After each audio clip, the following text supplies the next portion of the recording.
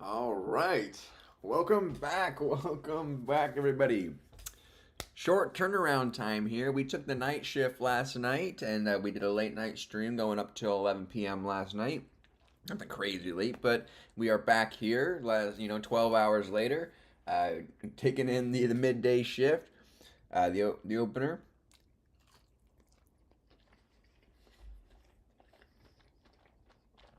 I do have some lunch here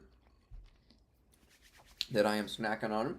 I had some chicken bites here that I air fried because I'm very hungry. I haven't eaten yet. I slept in here. My Saturdays are really my only days I sleep in because Sundays I try to be like productive and do some other stuff. But Saturdays I finally get a day just to sleep in and because I have to get up for work and stuff. So I enjoy the sleep in. Hey Mahan, welcome in.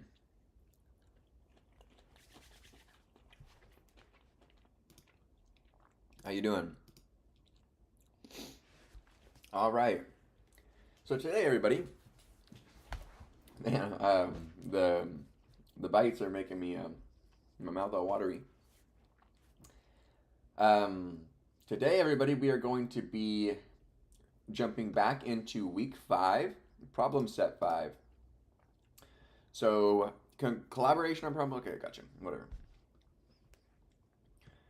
All right, so we are inside here. So let's do update 50. All right, we're all good. I'm cooking pasta. Nice. So we're eating lunch together. So pardon me if I'm snacking on my lunch here.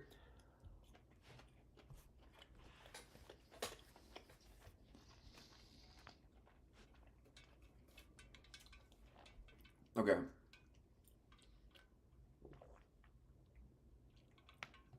Submit inheritance. There's only 2 problems this week.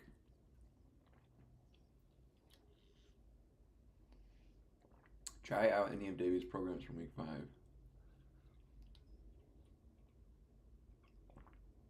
Make speller. Okay. Let's see. Whoa, what are you doing? My dog here, she's just started making some noise and she spooked me. She was right here underneath my. You knock it off. No begging. No begging. You stop it. Okay, let's move this up here. No begging. You had your breakfast. You had your breakfast. All right, we are on week 5. We are on submit inheritance. Only 2 problems this week. Not too bad. Okay. Problem to solve. A person's blood type is determined by 2 alleles, right? From different forms of a gene.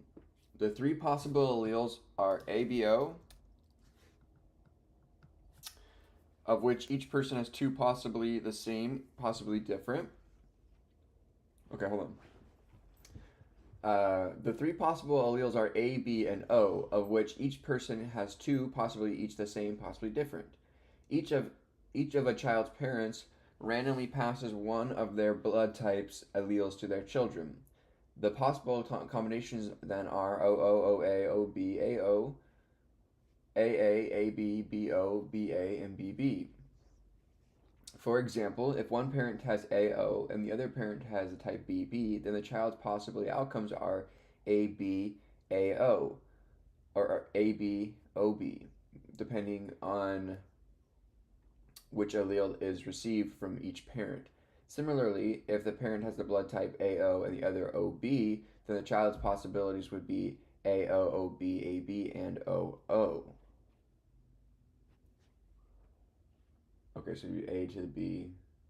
Okay, got you. And then O and B, either vice versa. And if that's the case, you could have A to an O, right?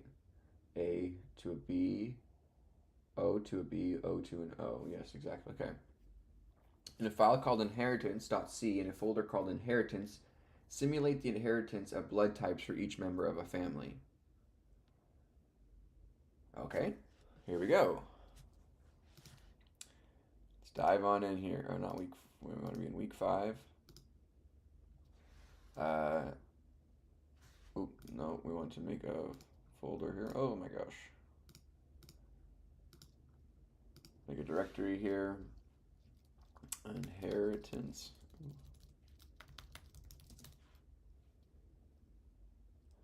Right? And then inside here, go inheritance. Let's see.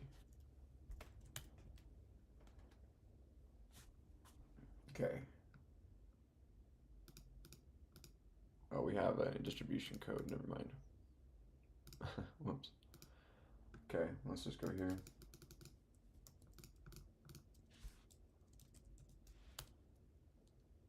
Okay. Keep going here.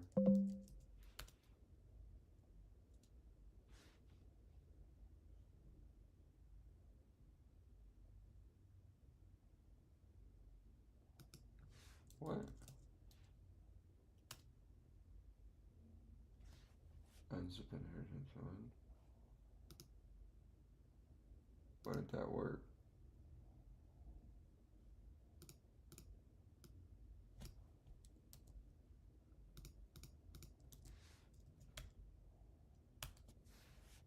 There we go.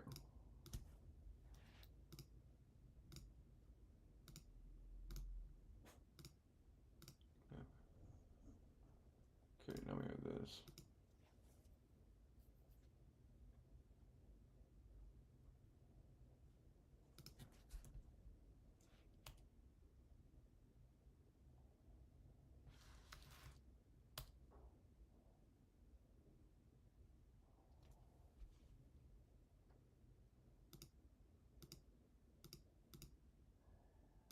Okay, there we go. Sorry. Hey, Josh, welcome. Josh, welcome. Sorry, I'm going to snack on another chicken nugget here.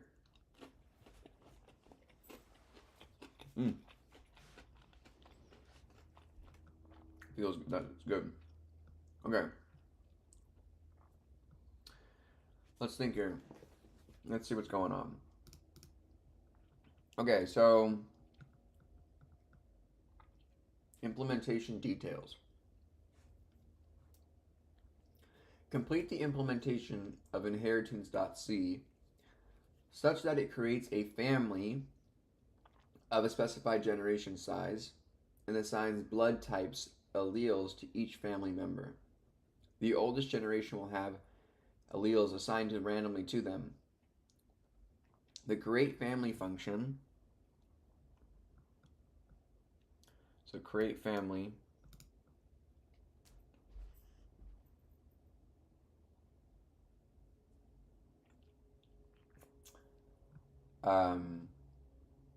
the create family function takes an integer generations as input and should allocate as via malloc one person for each member of the family of that number of generations, returning a pointer to the person in the youngest generation.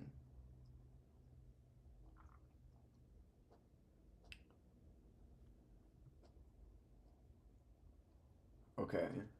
For example, create family 3 should return a pointer to a person with 2 parents, where each parent has 2 parents.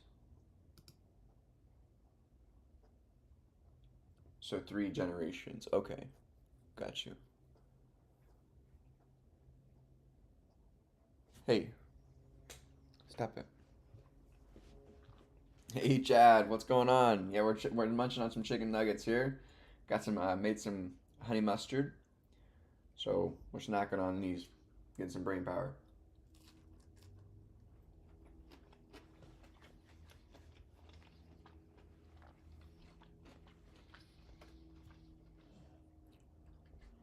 Okay. Each person should have alleles assigned to them. The oldest generation should have alleles randomly chosen, as by calling the random allele function. And younger generation should inherit one allele chosen at random from each parent. Each person should have parents assigned to them. The oldest generation should have both parents set to null. The younger generation should have parents be an array of 2 pointers, each pointing to a different parent. Sorry, the younger generation should have parents be an array of 2 pointers, each pointing to a different parent. Oh boy. What did we get ourselves into here? What did we get ourselves into? Okay, so we need to, our first task is to use this create family function here. Hey Ty Grail, how's it going? Welcome back. It's awesome to hear from you. So our first task is to use this create family function.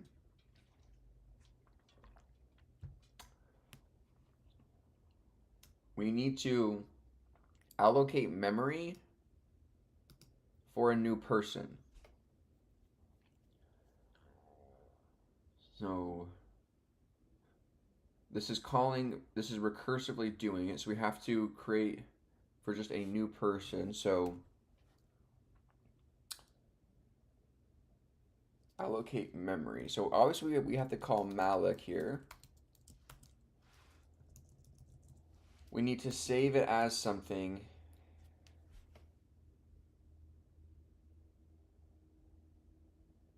And this is going to be a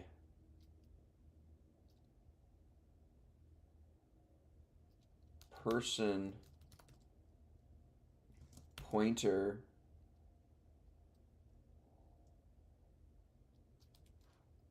as person.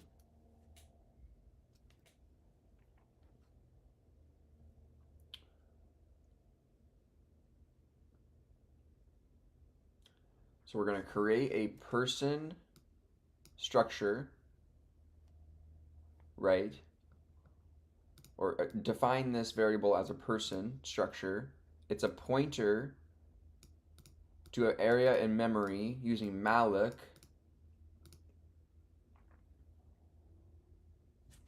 Size of generations.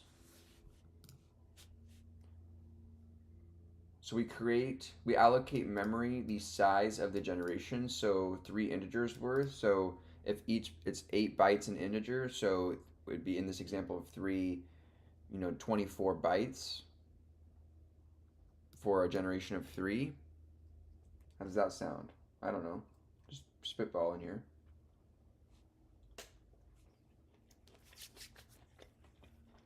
Pardon me. Hopefully that wasn't crazy looking. Right?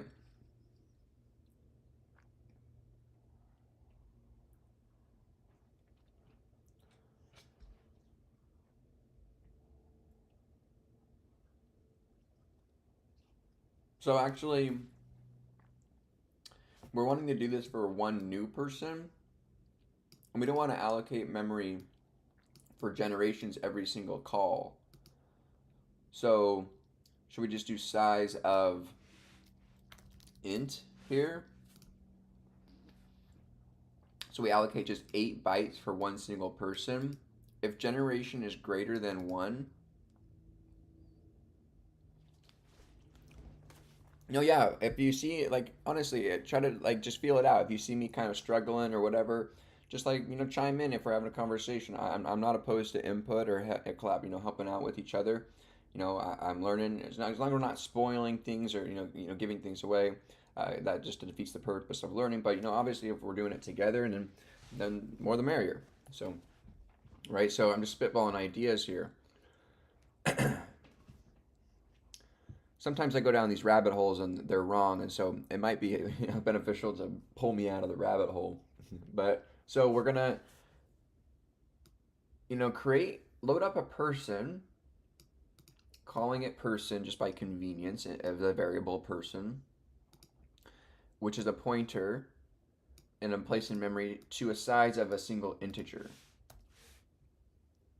right?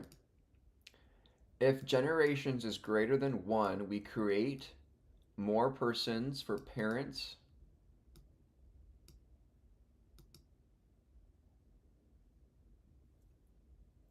and and we create family generations minus 1.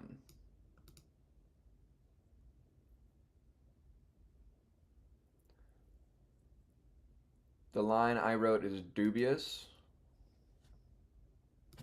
Just a new person.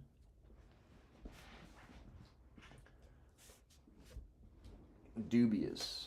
I haven't heard that word in a while. Dubious. Chicken nugget time. Pop.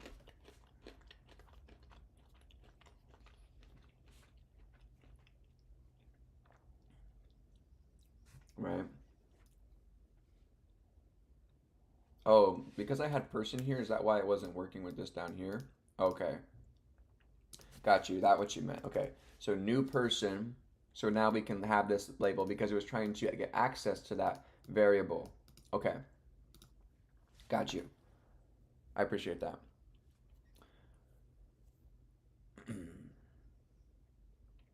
So if generations is greater than 1, right, we create a pointer to a parent, calling create family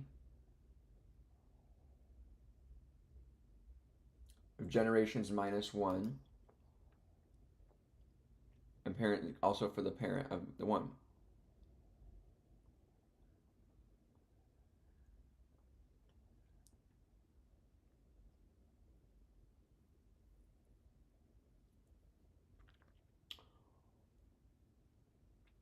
So I originally had generations in here, but I don't want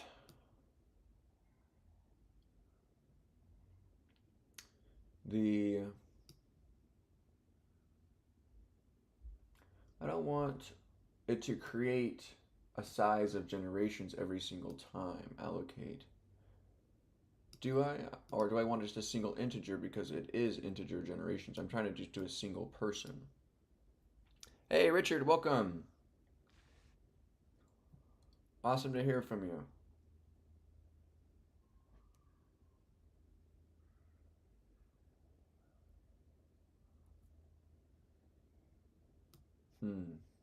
So I'm not sure about what kind of size. I've never allocated memory before. This is my first time ever doing it, so we're getting some practice here. So, as VML, one person of each function. Create a function that takes an integer generation as input.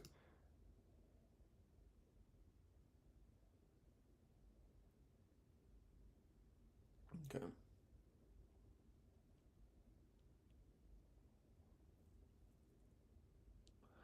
What does size of generations return?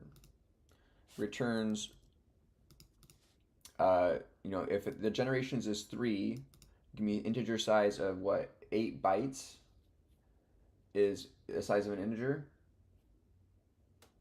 So give me 24 bytes. In the example of a create family size 3, malloc size generations would be 3 integers worth, or size of an integer.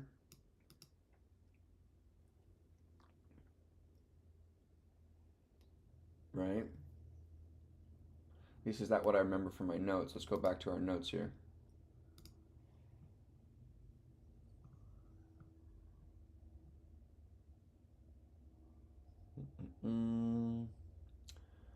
Let's go back to our notes on memory.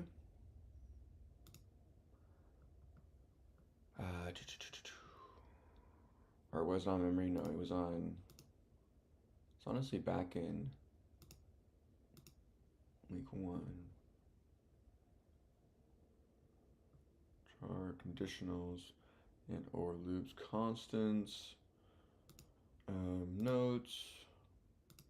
This is command crypt arrays.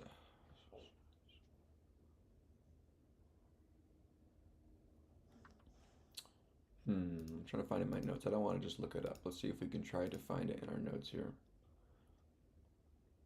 Algorithms. I wouldn't be in here. Constants, string, floats, doubles. So these are my types, int, whole, small, whole numbers. I think it's 8 bytes, but where would it be back in week 0 then? Here we go. 8 bits of 1 mega code for each character. That's for characters. Or 8 bits, sorry. Not bytes, 1 byte.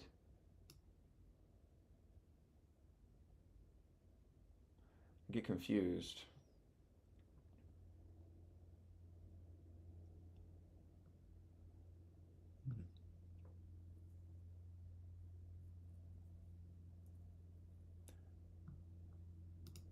All right, let's see here. Let's go back to our program here.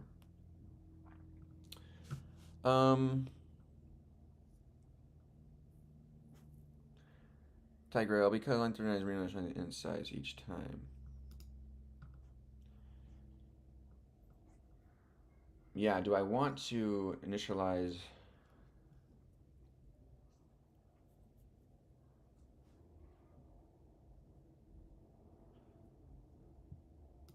Right, so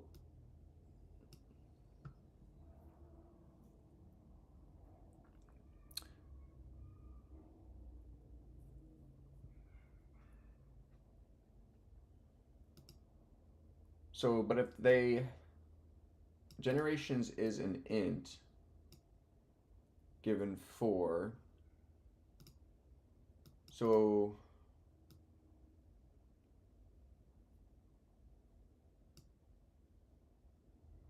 what does it actually reserve? So let's say that I'm calling generations here for, let's say, what's the difference between saying generations 1 for just a single generation for create family and generations of 2, right? So how much memory am I saving for in each call of this pass for generations? If generations size of 2 will get passed in size of an integer 2, well, I guess the size of an integer 4 and 2 really have no difference in the amount of bits or byte. No, they do have difference in bits.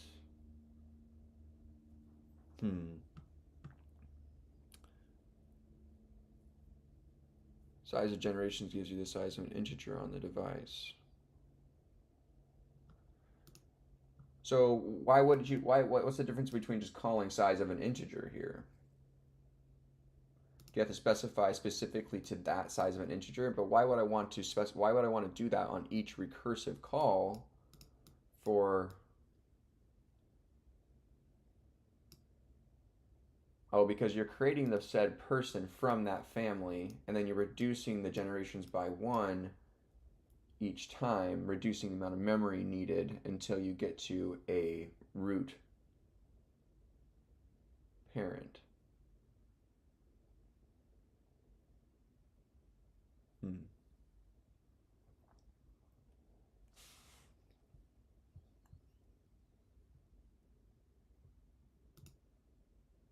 So then why were you giving me so much crap when I said size of int here?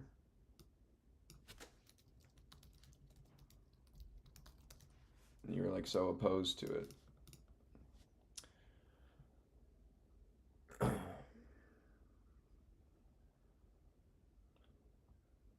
So how much memory is being reserved then in a malloc size 1 versus a malloc size 4?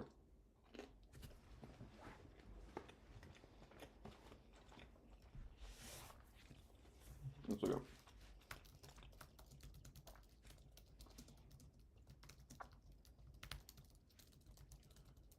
In a versus malloc 4, being the input is both of int type. Let's see. When using malloc, the size you specify determines how much memory in bytes will be reserved. The type of pointer, int, does not change how much memory is allocated. Malloc only cares about the number of bytes. Malloc 1 reserves 1 byte of memory. Malloc 4 reserves 4 bytes of memory. If you're thinking of allocating memory for int values, the amount you need depends on the size of an int on your system, which is usually 4 bytes for most modern systems, 32 and 64 bits. Correct way to allocate memory for integers. To allocate memory for one int, you have int pointer malloc size of int reserves 4 bytes, assuming size of int is 4.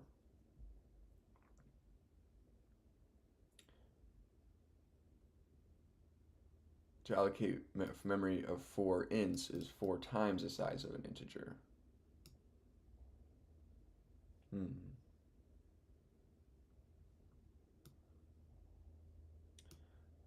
So then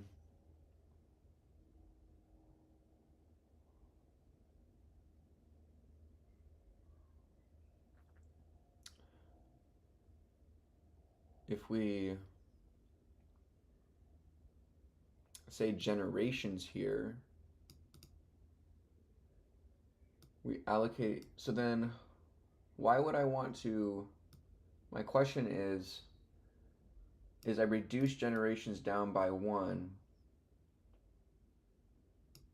which will create more size. So let's go to my whiteboard here.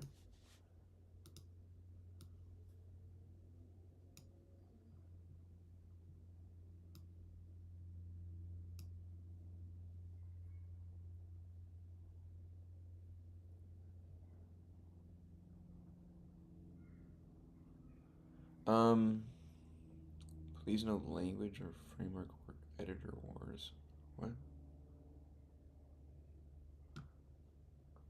Okay. So let's see here. If we call, we're calling malloc on initially like a size 3, right? Which reserves 3 isn't size, which is an integer. So this gives me malloc size 3 reserve 3 bytes of memory. Okay, I'd reserve 3 bytes of memory for size int. Reserves 4 bytes. So then I would recursively reduce this down in each call for a new person on a parent. It would be malloc on 2, malloc 2, reserving 2 bytes here.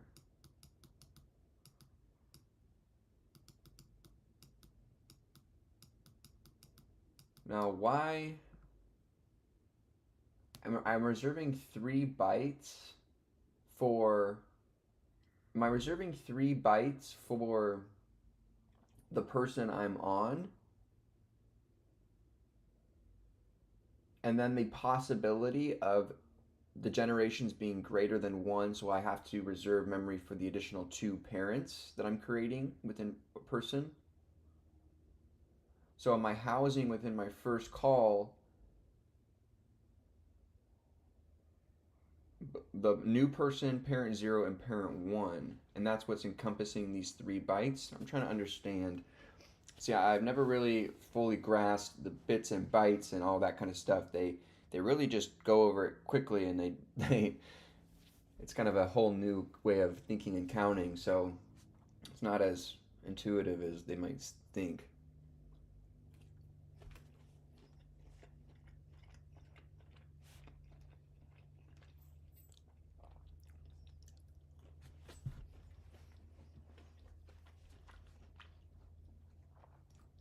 So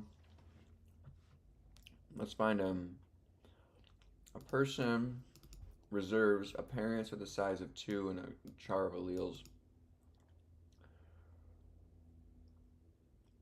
A pointer, a parents with size of 2 spaces in memory, 2 bytes, and alleles, 2 bytes of char.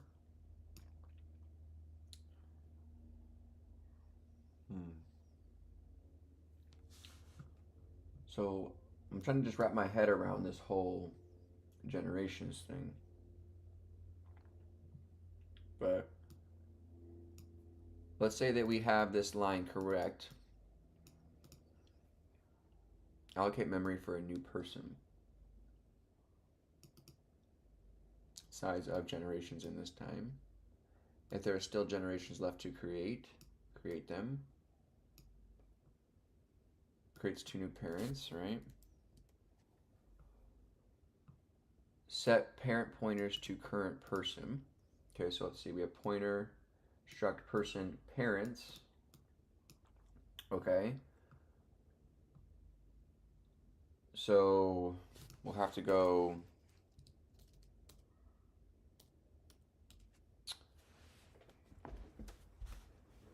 what's your revelation, Ty Grail? Share it on me.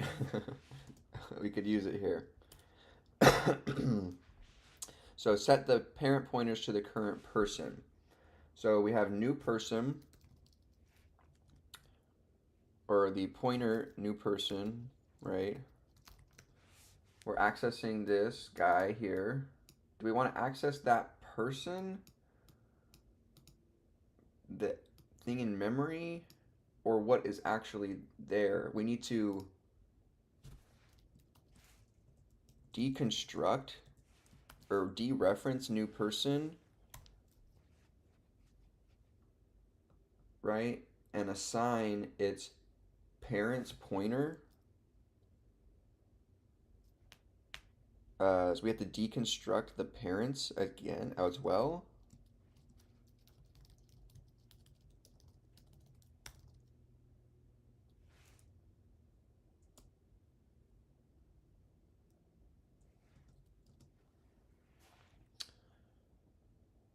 New person.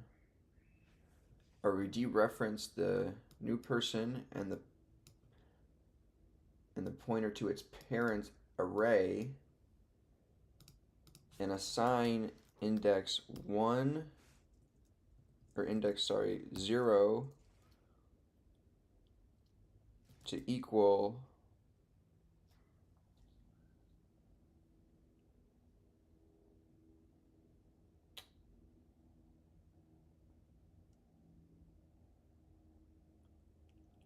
see, this is where we're getting tricky. I've never had to do this before. Jay, you've asked that like a million times, dude. I've given you my answer. Like, can you please stop asking the same questions over and over again? Like, it's kind of getting a little bit repetitive at this point. It's kind of spammy. I'm trying to just figure this out. We're learning here.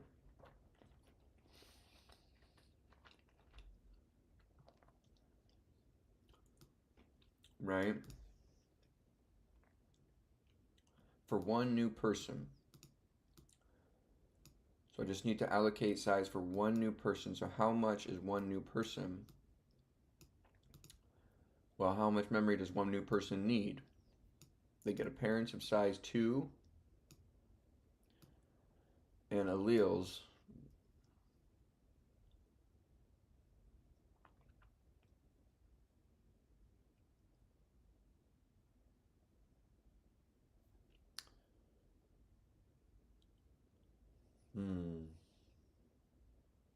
This is a beginner course, man. We're trying to learn this live here. So we've never had to manage memory before, so we're trying to. So what is the call of generations meaning or representing here? The person and the 2 parents, right? So you just need to allocate a size of. If you give a size of 3 generations, well, that would be. You wouldn't want to call that on each recursion. So you just need size 3. Hey, Muna, how's it going? Welcome back in. It's awesome to hear from you. Welcome back. Ty Grell, do you think it's just 3? A size of 3, or just, 3 to handle a byte for the person, a byte for the parent, each parent? You think it's 9 total?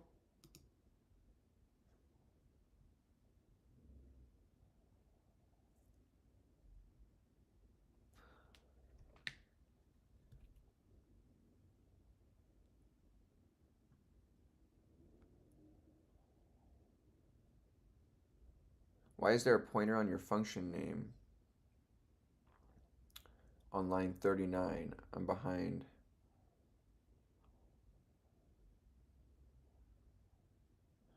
Why is there a pointer on your function name on line 39?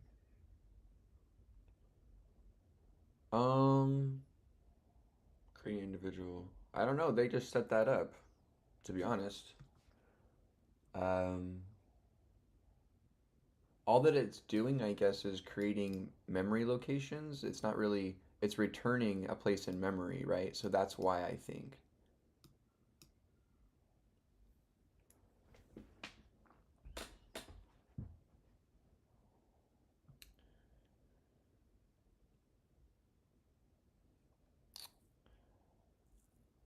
Each pointer is 8 bytes, plus it has 2 chars, so that's 2 bytes. Yeah, so from here, you have 2 parent pointers, so 8 bytes.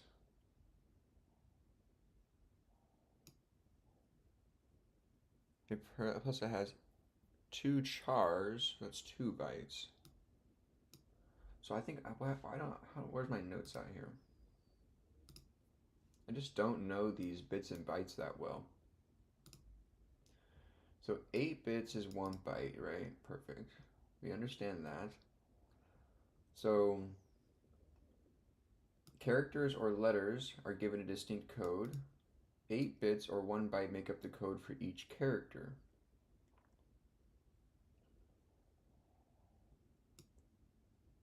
So then, what did it say before here? It said, so what is the size difference between a int and a char then? In the system architecture, but generally a char is always 1 byte or 8 bits. Okay, we know that. And then an int typically 4 bytes and 32 bits on modern systems, but depending on the platform. So 4 bytes or 32 bits. Okay, for a integer. So why didn't I have that in here anywhere? You could far more symbols and languages. It's 8-bit versions. Okay, so then you have chars of allele size 2. So you have 2 chars in memory. So you have 1 byte for each char, so 2 bytes for the chars. So how much memory does a person need? A person needs 2 chars, which are equal to a char is 1 byte, so 2 bytes, right?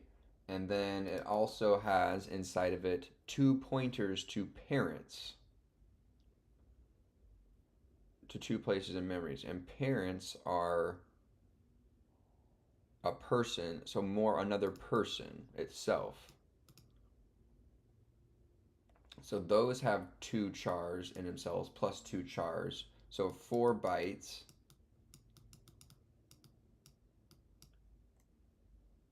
for each of the 2 chars within the parents. And then how much is it to construct the actual person structure itself? That's 6 total bytes.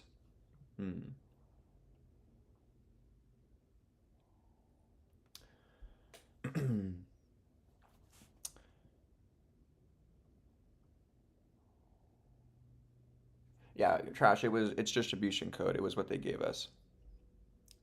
I was curious about that, but it makes sense seeing that the whole code. But given the limited data set, why is memory an issue? 2 more.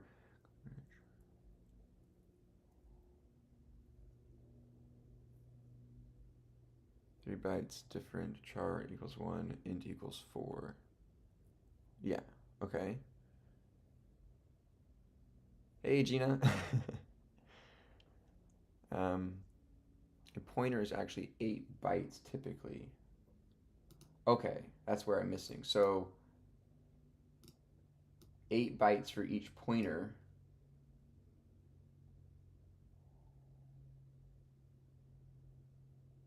So 16 plus 2. Okay, so it'd be, so 16 bytes for a total of 18 bytes for one person, right? So we had to come over to the structure and understand how much memory is needed to actually build this person on our system. Well, if we're calling a pointer the size of 2, then each pointer is 8 bytes from our notes, then 16 total bytes there, and each we have 2 chars, so that's a byte a char, so a total of 2 chars, 2 bytes, so 18 bytes for a person.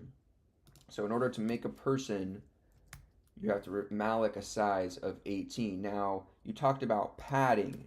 Do you pad a little bit extra just in case? Like, someone mentioned like two or more goes for padding of char. Someone said padding. Or do we just give the 18 that it needs? Chicken nugget time. Oh.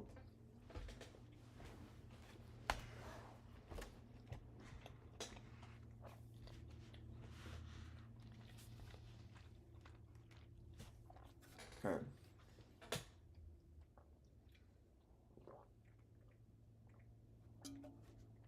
Next.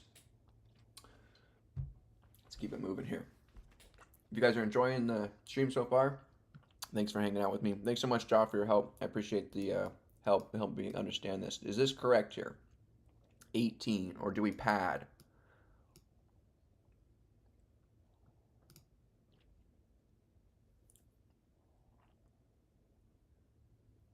Yes, unfortunately, the size will be dependent on memory padding performed for performance. Hey, Brian, thanks for coming in. I appreciate you for jumping back in with me here. My hair's all kind of crazy right now. What's going on with it? Look, I got a coconut. All right.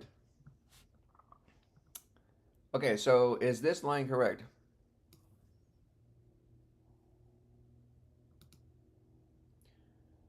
So can I just do size of person here? Just to do it for me? Rather than doing the math myself? Is that the hack, Ja? Is that the hack, Ja? Hopefully it's Ja. I know why I always forget the pronunciation. Size of person.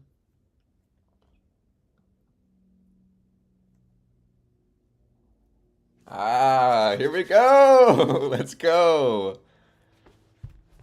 All right. Chicken nugget time for reward. All right.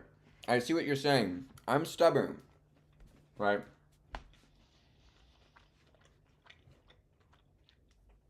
I just didn't understand, like coming from Python, I just didn't understand, reserving the class. Like the class is reserving it all under the hood for me when I create the structure of a class. But in here, I have to, assign it here and, take in that structure. Got you.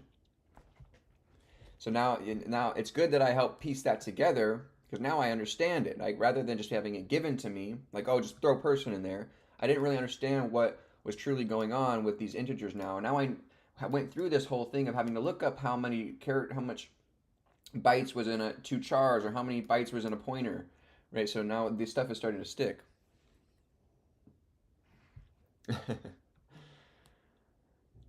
All right, so now what?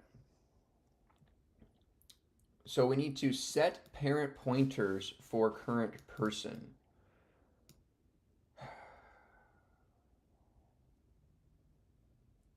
So you can do the new person pointer parents index 0 is equal to parent 0 but we want to dereference this pointer, or just the memory location. So do you do,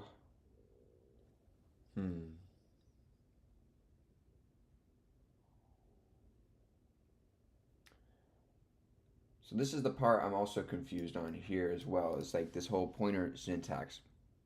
So we have a place in memory, an address, which is new person.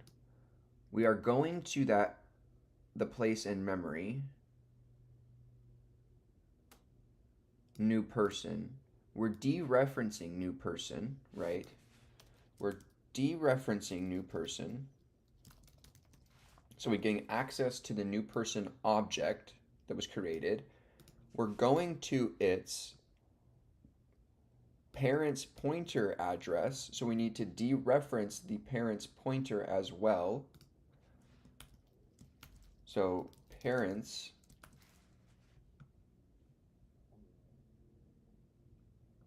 and then that'll give us access to the individual array of these.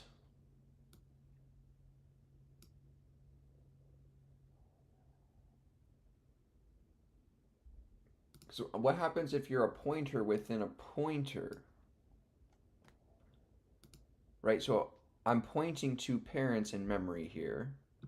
So I dereference the new person to get access to that pointer. Then I dereference the parents to get access to the array itself so I can modify it, and I set this to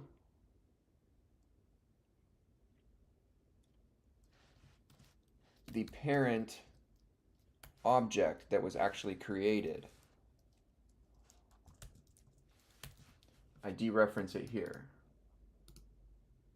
and I increase the array.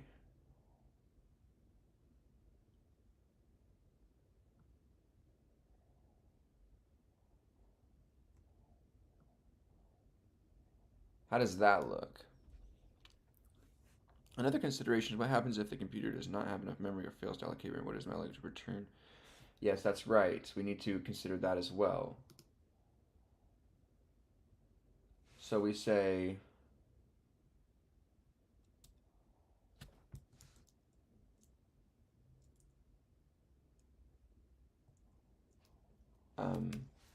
if new, so if new, the return, if new person is equal to null, return 1.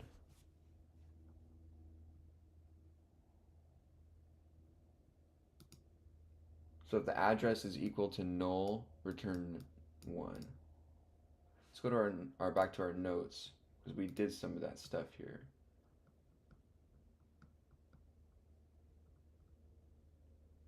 So in memory here, week 4.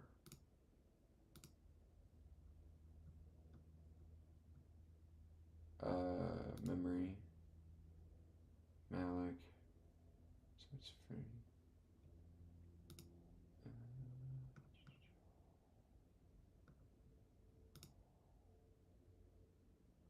If file equal to null, return 1.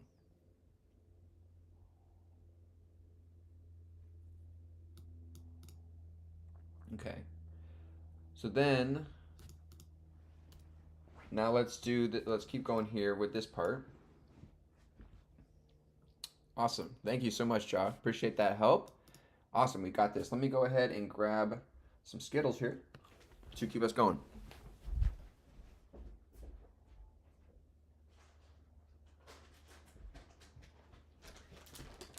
Got some Skittles here to keep us rolling.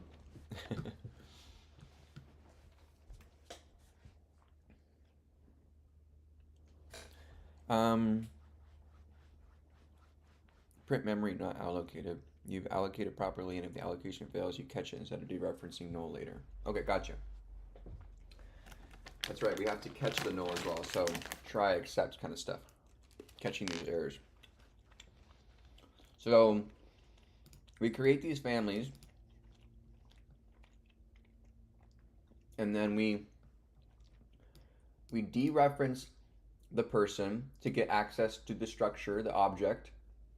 We dereference the pointer to parents to get access to the parent array. We save the first index as parent, the dereference of parent 0, set parent pointers for current. So no, we don't want to do that. We want to set pointers, the addresses to these, right? They're pointers. Sweet, like that. And now we want to randomly assign the current person's alleles based off of their parents. Randomly assign.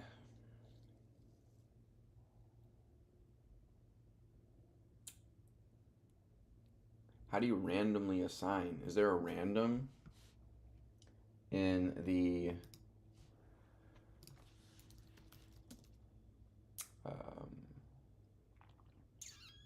functions?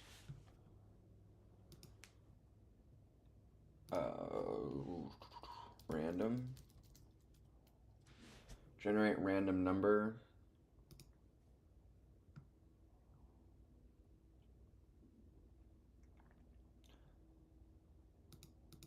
This function generates a pseudo-random number between 0 and random max inclusive.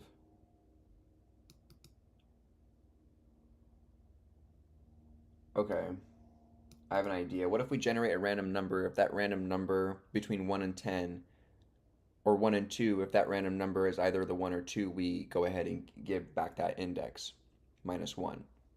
How about that? So randomly assign a number based off the alleles of the parents. So we'll say we'll say int rand num is equal to a, so it goes,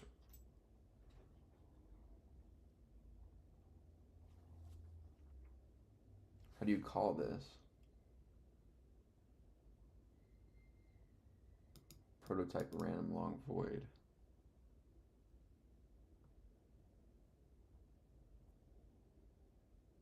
To return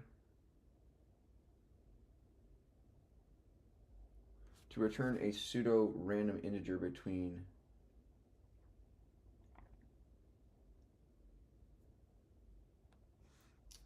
how do you just int number equals random double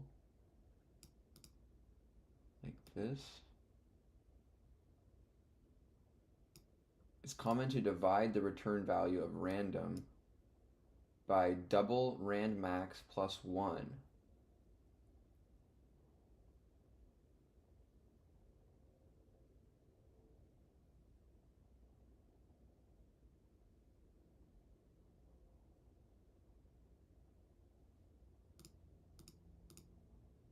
Random. So print call to random function. So this function generates a random number between 0 and rand max inclusive, where rand max is constant defined in the standard library. To return a floating point value between 0 and 1 exclusive. To return a random integer between 0 and n exclusive, where n is some integer and it's common to divide return value of random by double random.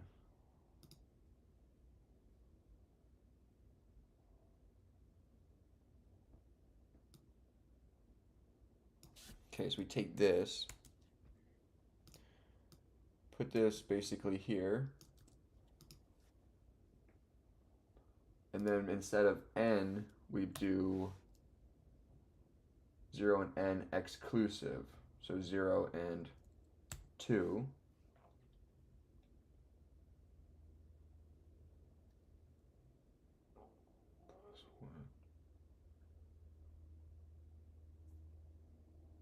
Right.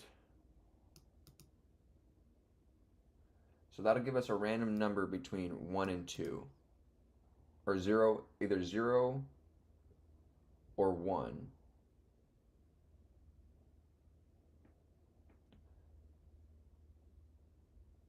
So randomly assign current person's alleles based on the alleles of their parents.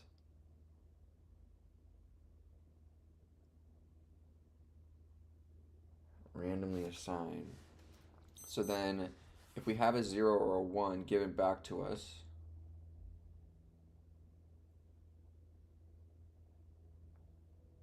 we'll take, so that's a number. We'll go to, we'll dereference new person.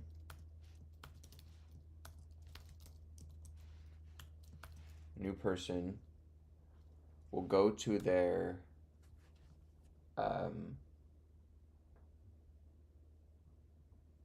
alleles, char. Oh, I butchered that. A-L-L-E-L-E-S. Alleles.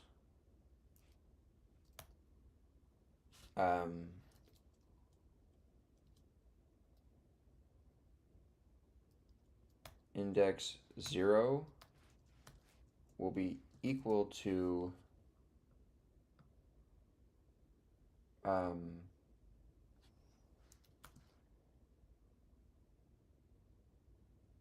the parents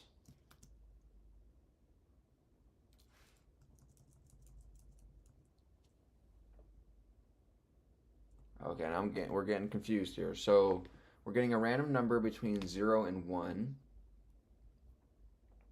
So 0 or 1.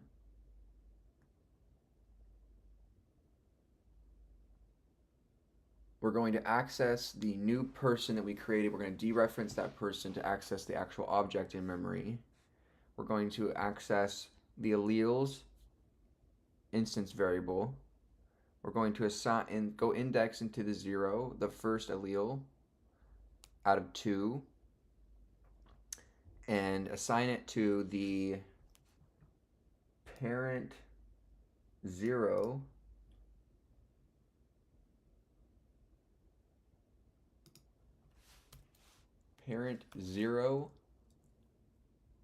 dereference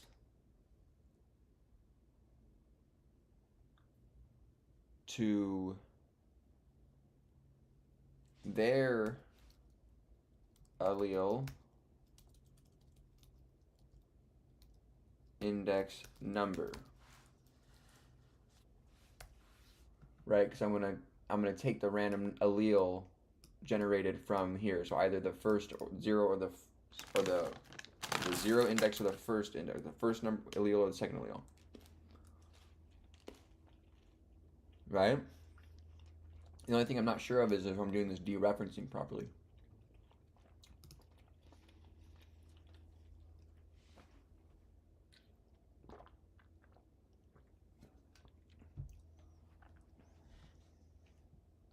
So then we need to do this again, but for their second allele, for parent 1 alleles number.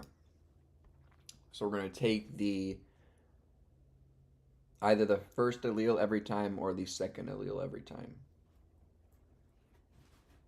Or should we just generate a random number again? Number 1, should we generate it again? Do number 2, and then have this be 2 randomly generated numbers for alleles between 0 and 1 indexes. What do you guys think about that? Jaw? Anyone there? Hello? Where'd everybody go?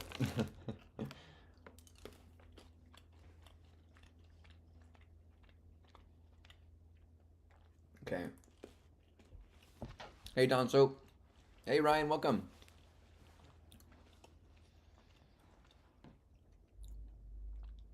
Okay.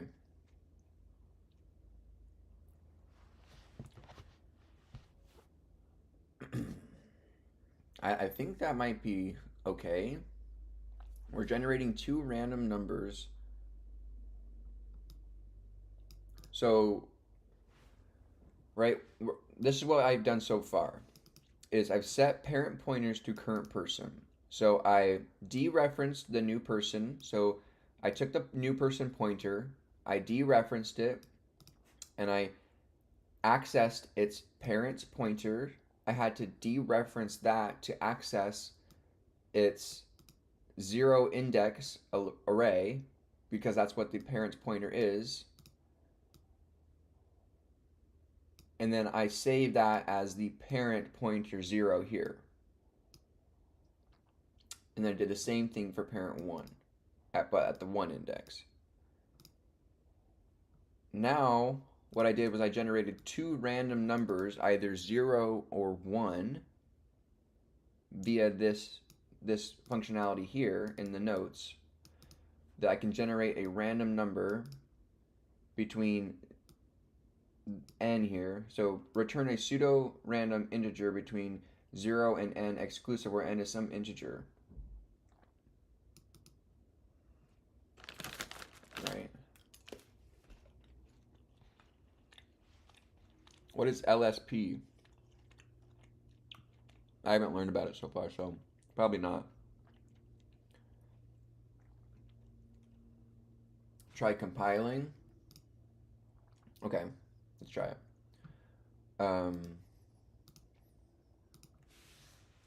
Make inheritance.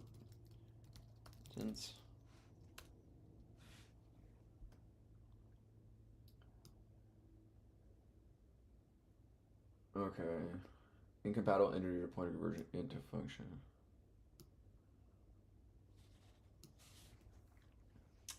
Too many errors emitted. Turn one. Line 45 here.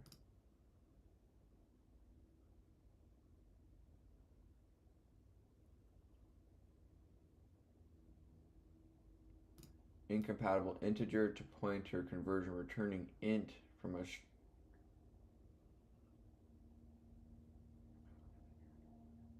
returning int function from a function with result type person pointer.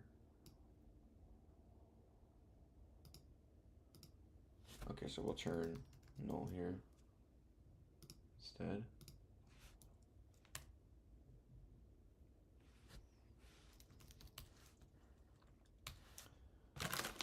Okay, so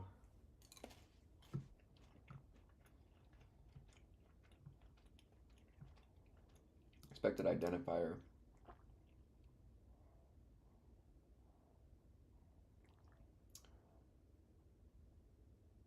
Expected identifier, line 55 here.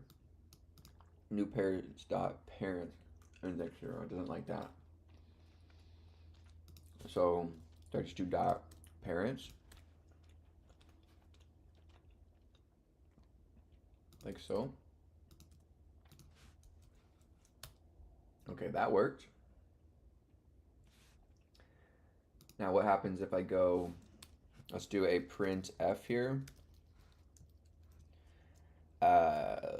Let's do, what do we want to print f? We want to print the new person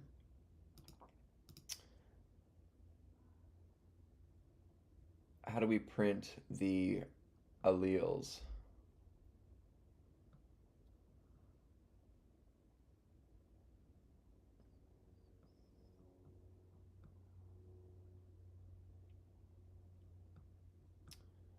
Or I don't know. We'll see. I'm not sure. It worked there, so hopefully we're on the right track. Hey, K, the cyber guy won. How you doing? So we wouldn't want to dereference parents here.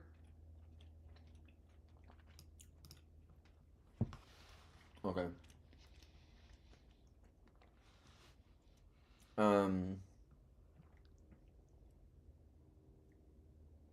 Okay. So let me print the random number. Print f %i. I honestly hate the syntax for the printf, the percent %i stuff. I much prefer Python's f strings. I just like those a lot better.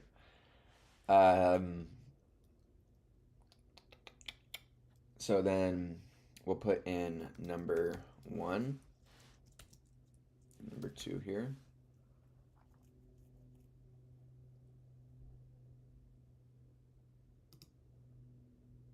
The part new person is correct. Yeah.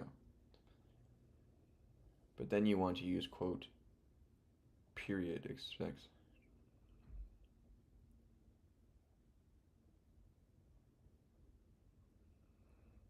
Yeah, use the dot notation to access the object, but I was dereferencing parents because I thought that parents is a pointer in memory to an array. Oh, but I don't need to go in there because I just need to access that memory location and then save it. So I just need to actually go to that pointer at index 1. Oh, okay, so it's creating 2 pointers basically called parents, and then going to the first one, going to the second one. Okay, got you. I got you. Got you. So then, let's see what happens here. We need obviously some semicolons. Let's do.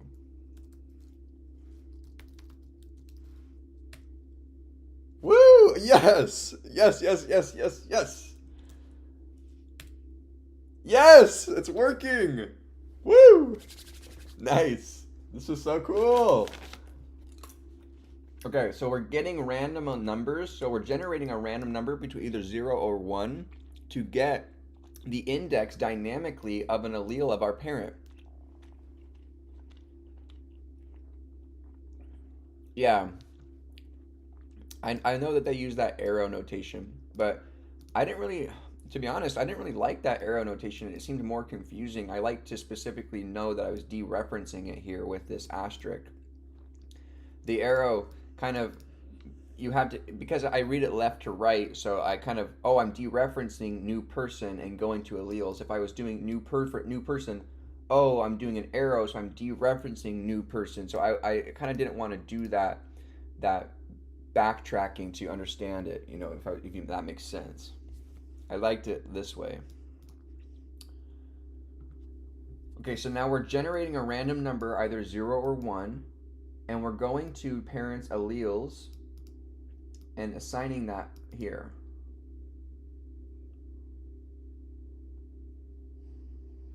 Okay.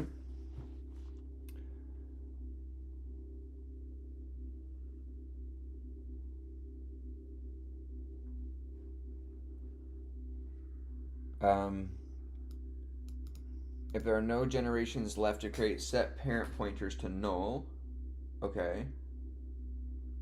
So I'll take this here, that. This gets set to null, null. Randomly assign alleles. Here.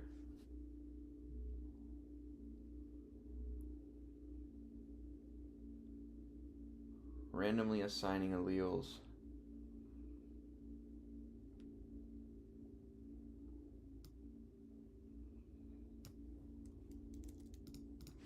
Like that. Right?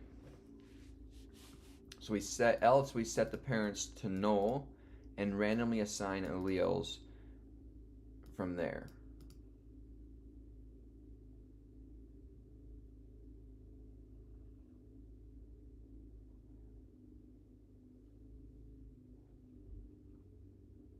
Return newly created person.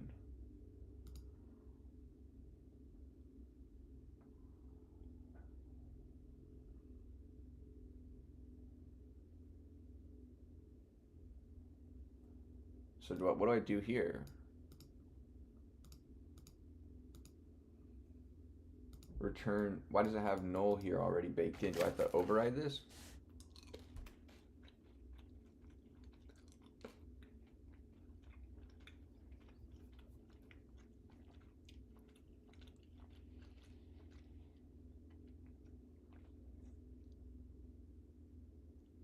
Um,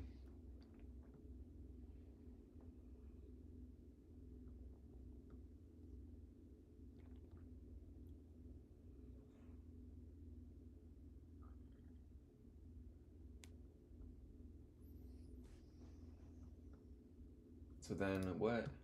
Let's go to here. Complete the create family function.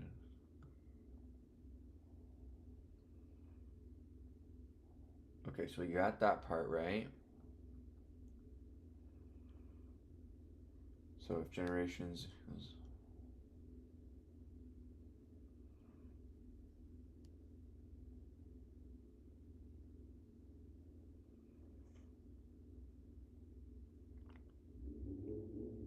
random module 2.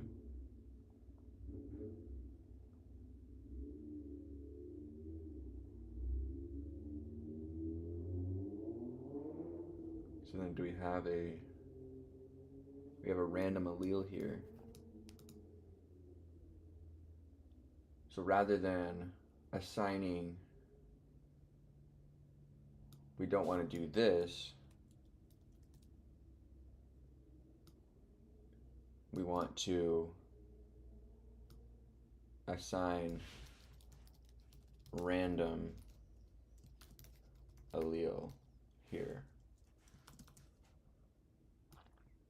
Right.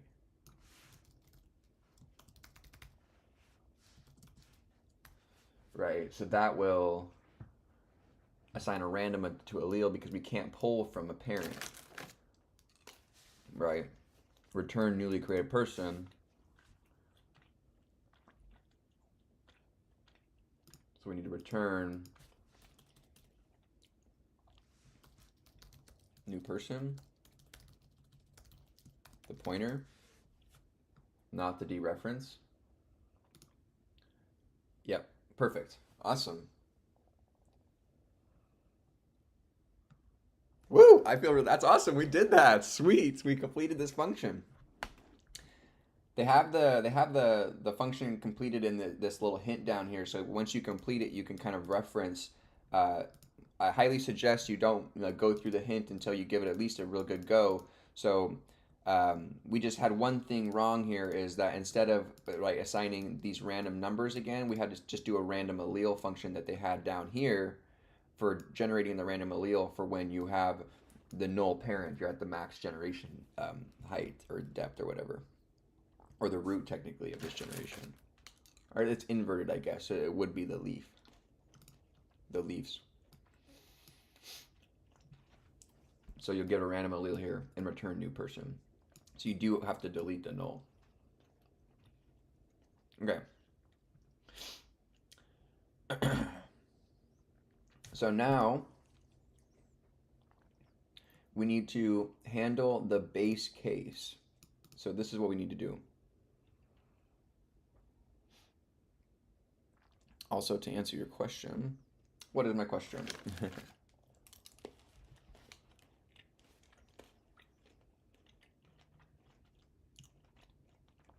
Okay. Handle a base case.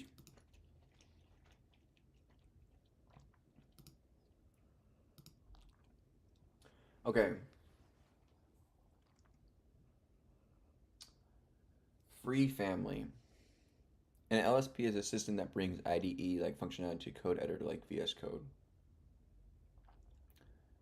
An LSP is a system that brings IDE functionality. No, they haven't implemented that here, so I've never heard of that. So sorry, man. Thanks for the info though. Okay, so now we have to do this. Handle base case. Free P of all ancestors of P.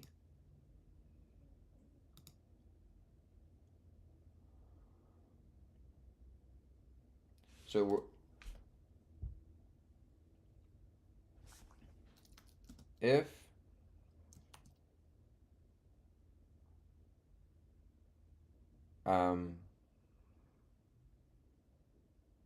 if the dereference of the position of the person dot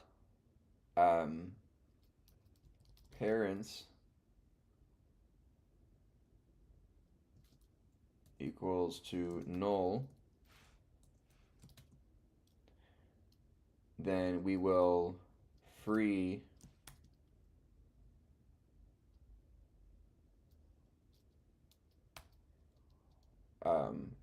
P.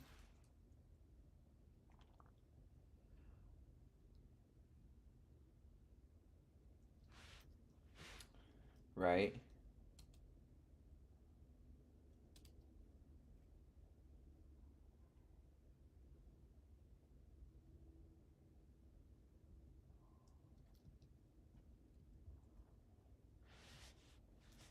Else free parents recursively. Right? Else, if that's not true,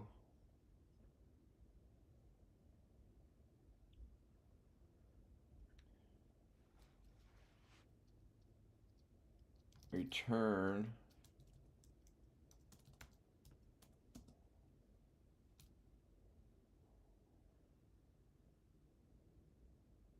oh.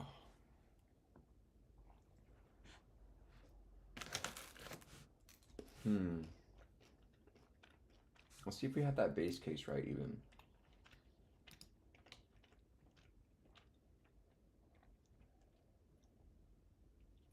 No, the base case is not parents, is if the position that we're currently on, P, is equal to null. Okay, then we free the parents recursively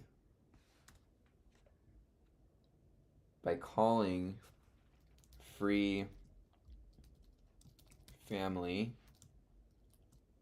on the parents, right? So we need to do this on the dereference the position that we're on, go to the parents index 0, right, and do that. And then we need to do the same thing for parents index 1. Okay. So then the next thing is we need to free the child. So we just call free on the current position that we're on. Right? Let's go look. If P is equal to null, handle the base case. Okay, we got that part, right? We checked on that one. Then the free parents recursively says family free, dereference of the position, parents index 0, and then free P. Cool. So is that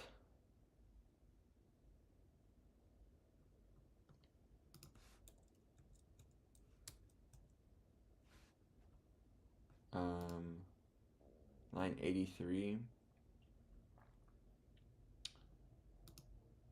It's not closed.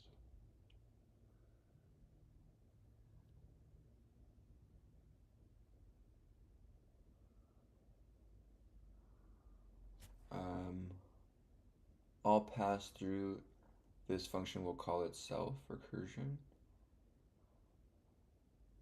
Yeah, no dir. What's wrong with this function?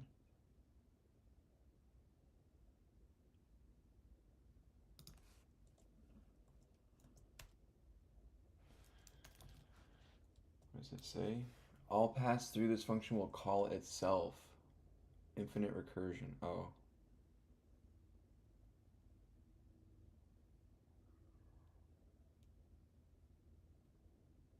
Oh, we don't want a free P here. We just want to, if it's null, you don't need to do anything. You just want to return. That's why. Okay. So if the position is null, you don't free the empty null position because it's already null. There is no address there or memory location. There's nothing there at that memory. Okay, so now if we make inheritance, boom. Yes. Nice. Okay, so let's go ahead and try this. Check 50.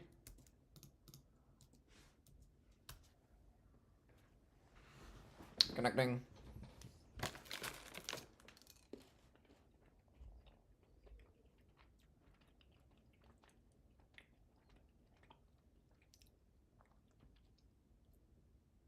Oh, come on. Yay. Woohoo. Nice. Awesome, guys. We just completed the first problem of week 5. That was awesome.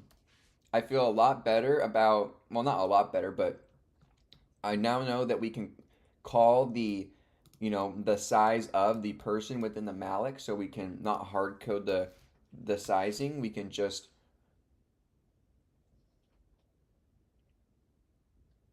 submission canceled.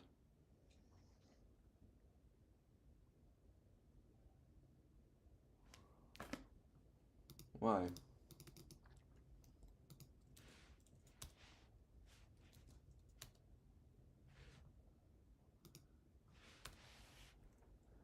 Submit that boy.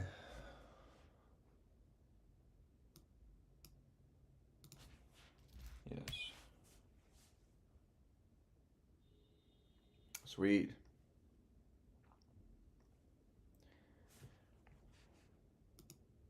Nice. Okay.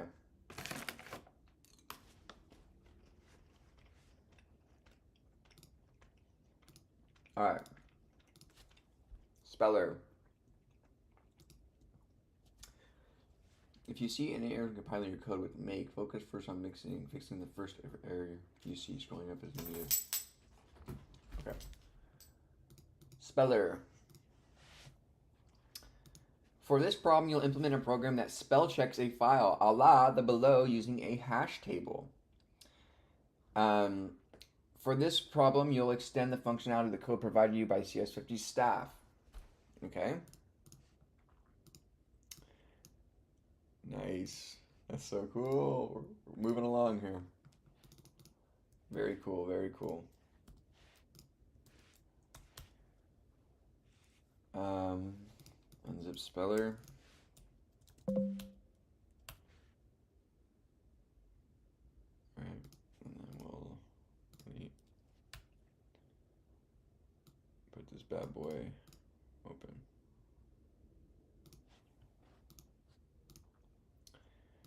Okay, so we got speller here. Malloc itself is not the one allocating the memory. Allocating memory on something like Linux is done via the mmmap and unmap syscalls. Yeah, I always wondered what actually malloc was doing itself, because even though C is low level, it's still calling a function to do it for you. So it's kind of interesting that there's still levels to this thing, right? Okay. For this problem, you'll extend the functionality of code provided to you by CS50 staff. Okay, gotcha, we did that already. Given the many files in this program, it's important to read this section in its entirety before starting. They'll then know what to do and how to do it. Theoretically, on input of size n, an algorithm with a running time of n is asymptotically equivalent in terms of O to an algorithm with a running time of 2n. Indeed, when describing the running time of an algorithm, we typically focus on the dominant, most impactful terms. N in this case, since n could be much larger than 2 in the real-world scenario, though the fact that the matter that 2n feels twice as slow as n. The challenge ahead of you is that implementing the fastest spell checker you can. By fastest, though, we're talking actual wall clock, not asymptotic time. In spellchecker.c, we've put together a program that's designed to spell check a file after loading a dictionary of words from disk into memory. That dictionary, meanwhile, is implemented in a file called dictionary.c. It could be implemented in spellchecker.c, but as programs get more complex, it's often convenient to break them into multiple files. The prototypes for the functions therein, meanwhile, are defined not in dictionary.c, but in dictionary.h instead. That way, both the speller.c and dictionary.c can #include the file. Unfortunately, we didn't get quite around to implementing that loading part. or the checking part, both a bit more and a bit more. We'll leave that up to you. But first, a tour. Dictionary.h. Open up dictionary.h and you'll see some new syntax, including a few lines that mention dictionary_h. No need to worry about those. So dictionary.h. But if you're curious, those lines just ensure that even though dictionary.c and speller.c, which you'll see in a moment, include this file, Clang will only compile it once. Next, notice how we include a file called standardbool.h. That's the file in which bool itself is defined. Okay. You've not needed it before since CS50 library used to include that for you.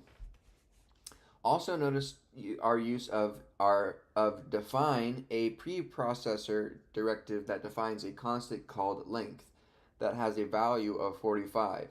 It's a constant in the sense that you can't accidentally change it in your own code. We use a define length 45 as a preprocessor directive that defines a constant called length that has a value of 45. It's constant in the sense that you can't accidentally change it in your own code. In fact, Clang will replace any mentions of length in your own code with literally 45. In other words, it's not a variable, just a find and replace trick. Finally, notice that the prototypes for the 5 functions check, hash, load size, and unload. Notice how 3 of those take a pointer as an argument per the asterisk. Okay. Recall that char star is what we use to call strings, so that these prototypes are essentially just bool check, constant string word, unassigned constant string word, const string dictionary. A const, meanwhile, will just say those things, say that those strings, when passed in its arguments, must remain constant. You won't be able to change them accidentally or otherwise. Now open up dictionary.c. Notice how atop the file we've defined a struct called node. That represents a node in a hash table, and we've declared a global pointer array table, which will soon represent a hash table. Right?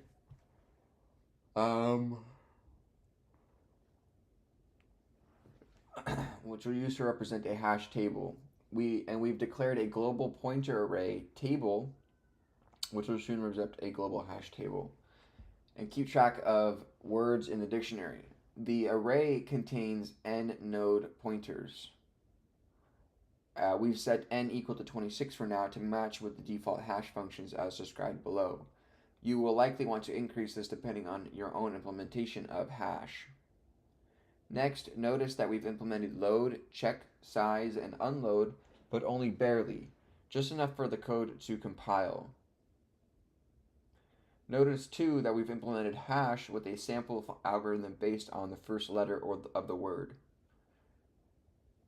We implemented hash with a sample algorithm based on the first letter of the word. Where's hash? Const char word a. Okay.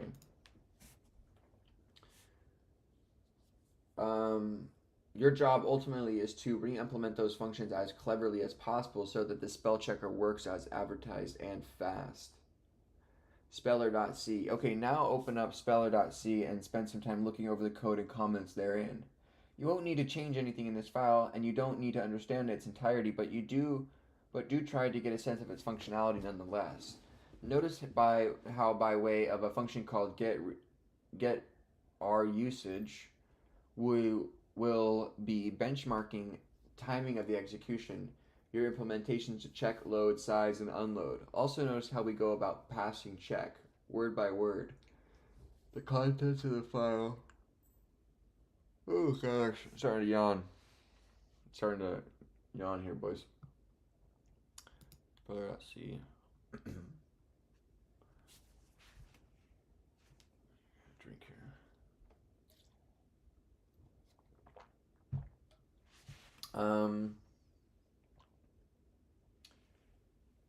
Also notice how we go about passing check word by word. The contents of some file, passing check word by word, the contents of some file in this file spell checked. So check.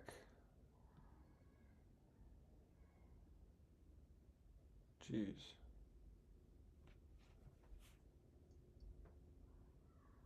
And ultimately, we report the missing spelling in that file along with a bunch of statistics. Notice, incidentally, that we define the usage of the speller to be usage speller dictionary text, where dictionary is assumed to be a file. One per line, and text is supposed to be a spell check using the brackets suggested. Provision of dictionary is optional. If the argument is omitted speller, we use the dictionaries by large by default. Dictionaries large by default. In other words, it will be equivalent to dictionaries large text. Okay. Where text is the file you wish to spell check, suffice it to say the former is easier to type. Until then, you should see could not load. Within the default dictionary, mind you, there are 143,000 words.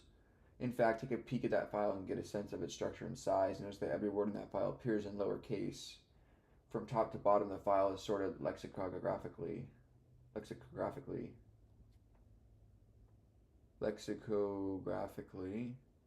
One word per line.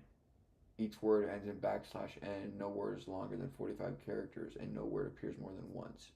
During development, you may find it helpful to provide speller with a dictionary of your own that contains far few words, lest you struggle to debug an otherwise enormous structure and memory. And dictionary small is one dictionary to execute. Where text is the file you wish to spell check. Don't move on until you make sure you understand how speller itself works. Odds are you didn't spend enough time looking over speller.c. Go back square one and walk through yourself again.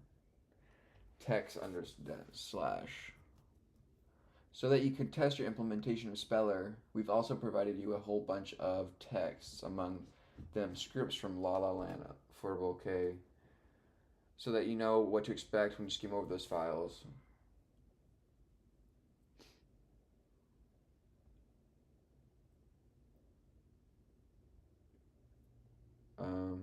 Will eventually resemble the words. Geez, this is a long freaking problem.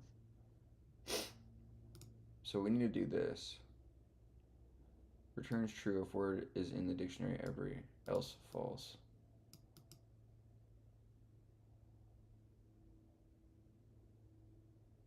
Choose a number of buckets in the hash table.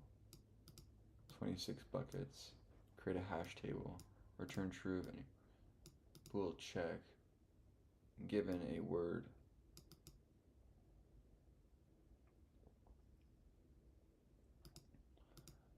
Okay.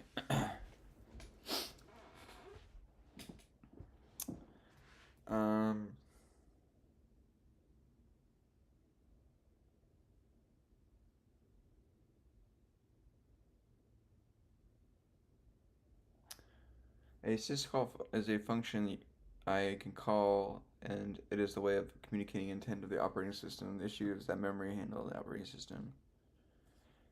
Each page is typically 4 kilobytes, something 4 megabytes in size. Malloc, calloc, reloc, and free2 is they use an algorithm to store multiple allocations on a single page.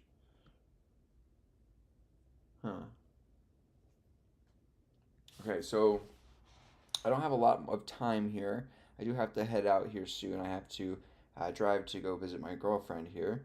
I'm going to go visit her this weekend rather than her visit me.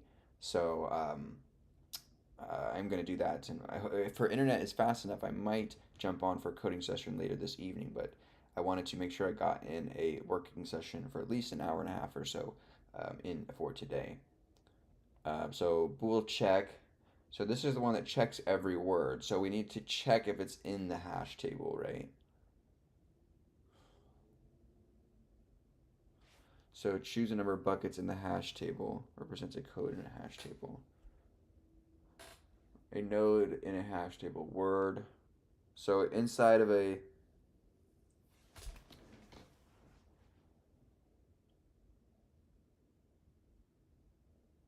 unsigned integers. So 26 positive integers, 26 spots within the table of size nodes.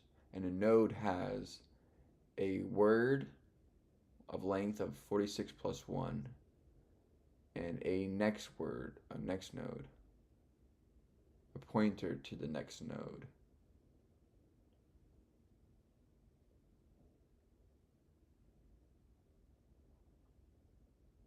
Okay.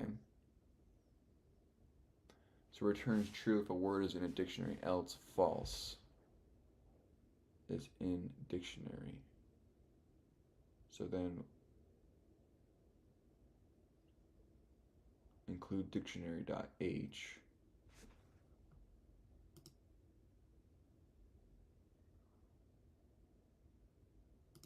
Speller C.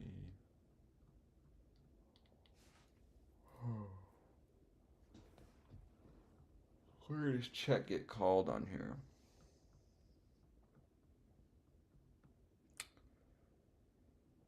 Spellings, close, call. Check word.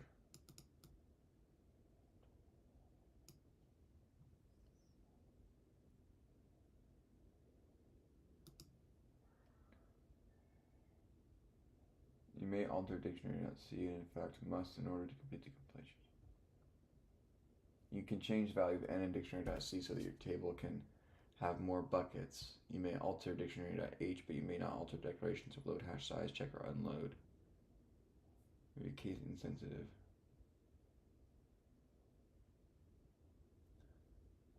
Okay, this looks like a problem. This is going to take me a while to tackle here. This is like a big thing here.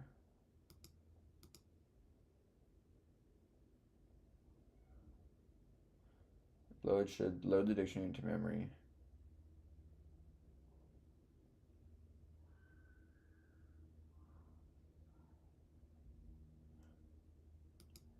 So in dictionary.h we have check,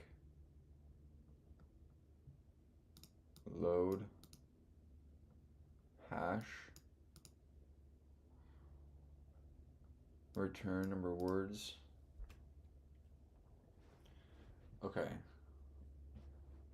So it first just wants us to implement load first. So we need to load the dictionary.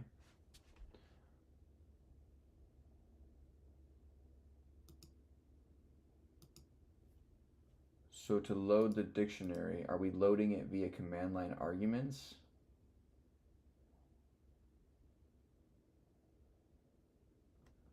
Right, that's what we're loading it with. So then what is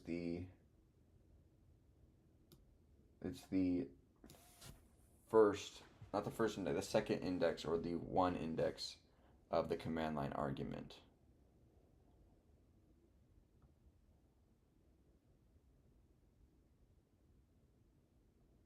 So this takes in a dictionary already given to it on load. So in speller.c we load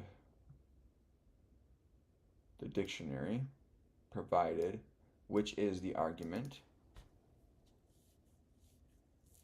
Okay.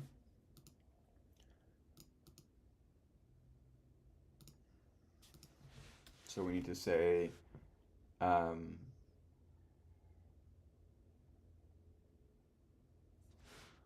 while fread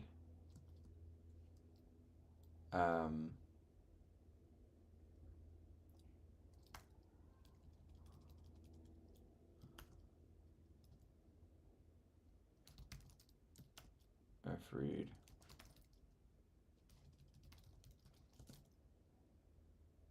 all fread dictionary. So let's go to here. So let's go fread.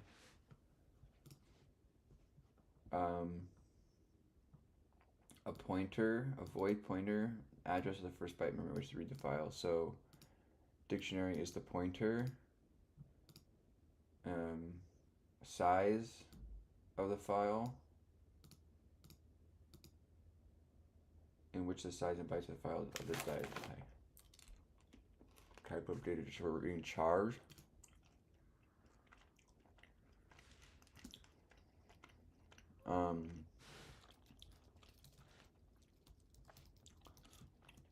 Size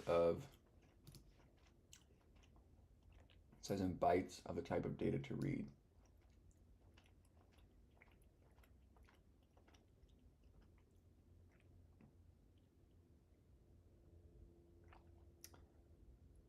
Size of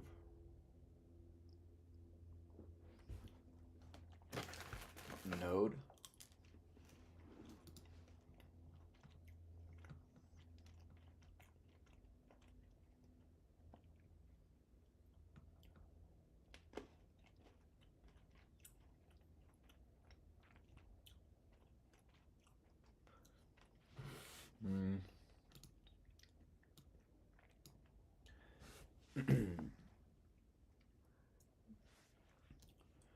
So we need to open the file, right?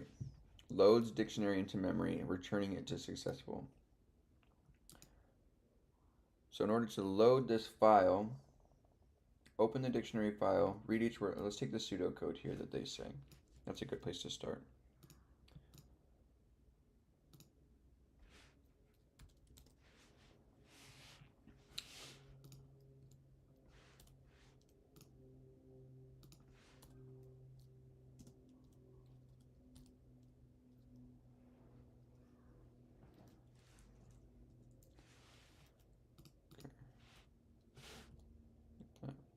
Okay, open the dictionary file. So we need to go file, but this is going to be star file is equal to, what is this going to be?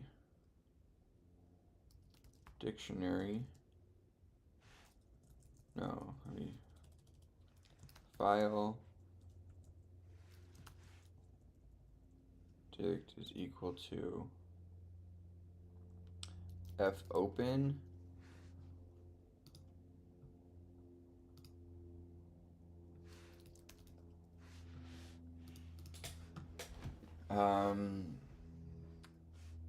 open constant char path name. So this would be dictionary,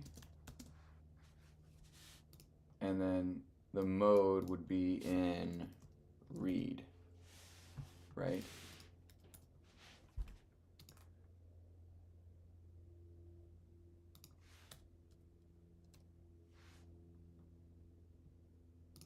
Right.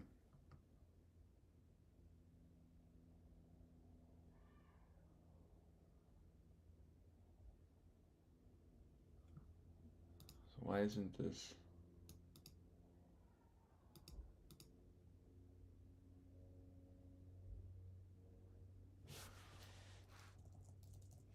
It's not like this word.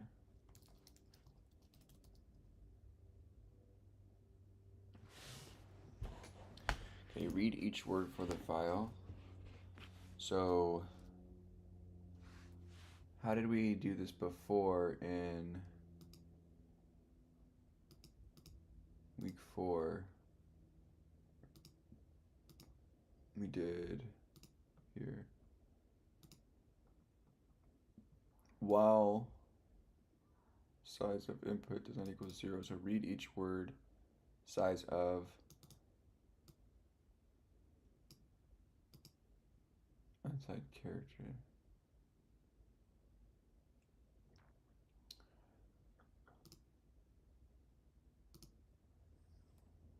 So read each word in the file. So while f read, what do we want to read? So f read. The pointer to the file in memory, so it'd be the input.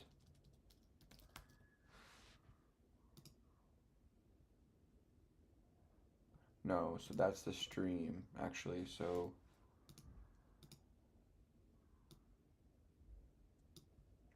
the address which you want to read the data.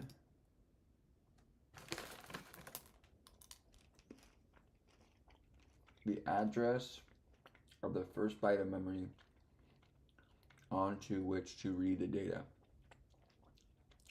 Into which to read the data.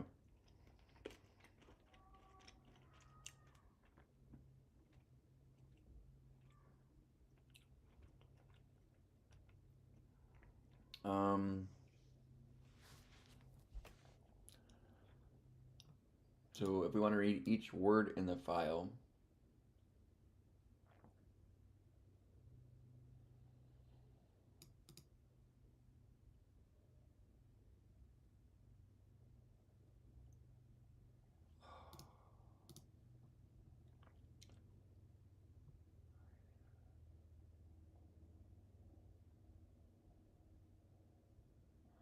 read.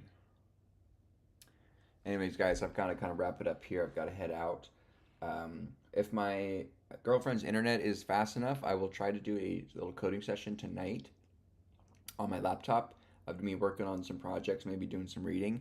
But we were successfully able to solve the first problem. Just this second problem has a lot more depth to it. It's kind of, a lot of cross functionality going on between different files. We've got to kind of read and catch up on here. So I also need to get better at the hold F read and F open. I need to do some research on those functions and how they actually work better, because I'm not too great at using them so far, and understanding what's going on with reading bytes and sizing and stuff like that. So anyways, I'm gonna kind of wrap it up right here for now. I will see you guys either later tonight, or I'll let you guys know in the Discord. But either way, I'll be back tomorrow nonetheless, for sure, back tomorrow for a stream, and we'll continue on with either finishing this last problem or jumping back into the next week for the lecture. So I'll see you guys then. Thanks so much for